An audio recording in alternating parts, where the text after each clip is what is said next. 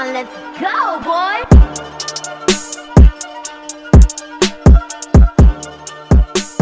What is going on, folks? This is CJ here, coming to you with a brand new movie review, and this time we are going to be talking about Kraven the Hunter. This was an interesting movie. The movie dropped, and Sony also came out basically saying that they are putting the brakes on their Spider-Man spinoff films. And this experiment that Sony has been doing with their Spider-Man spinoff films has been very just, I can't even say it's been mixed bag. It's just been very like, what is this? Kraven the Hunter, at least for me, is probably the better of these Spider-Man spin-off films. My boy DJ Sue said it best that this film is definitely wait till rent, on demand type film. But past that though, like for me, here's the thing with Sony. Every movie that they've done with these Spider-Man spin-off films, they've always tried to put an angle to it. So you look at the Venom trilogy, it's a sort of buddy comedy action film with Venom and Eddie Brock having the little, banter with each other and stuff. And that trilogy is literally carried by Tom Hardy. I would probably say the second movie out of the Venom trilogy is the better one for sure. And I think that's because of Tom Hardy, Venom, and then Woody Harrelson and Carnage and that whole dynamic.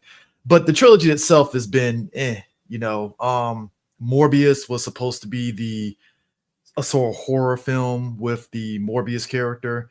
And that movie really didn't hit the aesthetics of a horror movie. And it obviously definitely tanked at the box office. Flop big time. Madam Web is another movie that took the character, and not just with Madam Web, but you had not one, not two, but three Spider-Woman characters, and the whole movie played off like a Final Destination young adult sort of movie.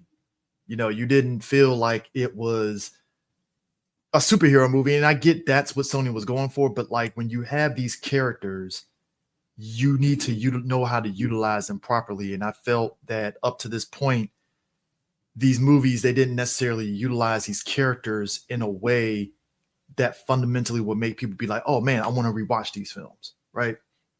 So in comes Kraven the Hunter. And if you know anything about Kraven, especially in terms of the dynamics with his family and his relationships, whether it's his relationship with Calypso, his relationship with his brother, with, Chameleon and his dad and such, there's something of a story there. And you're kind of like, all right, you're doing your little spin-off movie with them. Cool. And I will say this, to JC Candor's credit, he's the director of this film. He did Triple Frontier, which was, I actually enjoyed it. I think it's a really great film. It kind of gave vibes of a Ghost Recon Wildlands live action movie in a way, but it's a very solid action film. And when he was tapped to do Kraven the Hunter, I immediately was like, if you're going to do a Kraven the Hunter movie, making it a standard action film was the smart option to go for instead of going like very dramatic. Like, yes, the movie has dramatic moments, but you have to go very action drama oriented with this film. And it very much echoes the type of films that you would get in like the 80s and 90s in a way, like just a very straightforward action film top to bottom. And I joked about how this film was pretty much like white people's, Black Panther and stuff, because I mean Kraven in this film kind of gives off Black Panther vibes in terms of how the character operates. It's not operates, but just his move sets and how they have this character fighting and stuff. It gives off that kind of vibe and stuff. I'm not saying it's a one-for-one thing or it's just like it. It's just they clearly knew what they were going. Sony clearly knew what they were doing this. And it's kind of strange because, Aaron Taylor Johnson, the way he plays this iteration of Kraven, I'm intrigued by it. And I think that if this was a Kraven that was going up against a Tom Holland Spider-Man, that would make for a very actually interesting film.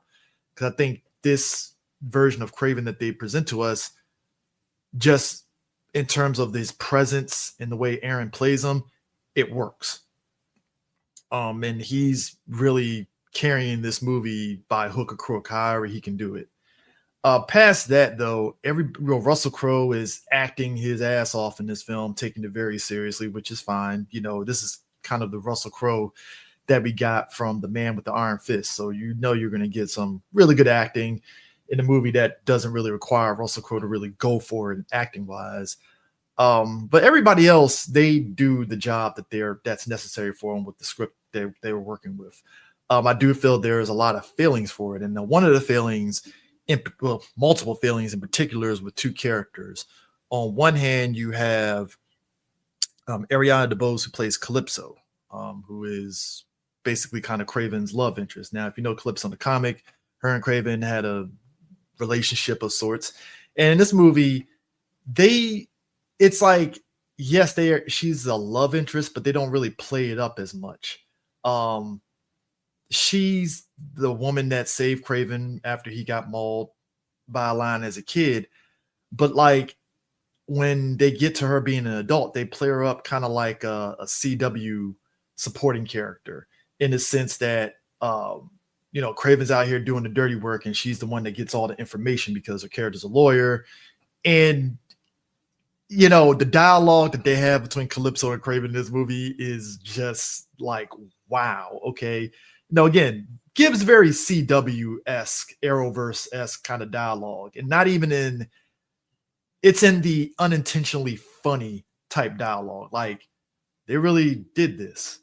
But past that, like, her character isn't the Calypso that you think from the comics. And while I don't mind writers doing something different with the character, I also feel like you have to present something with more meat on the bones if you're going to make the character different from the comic iteration.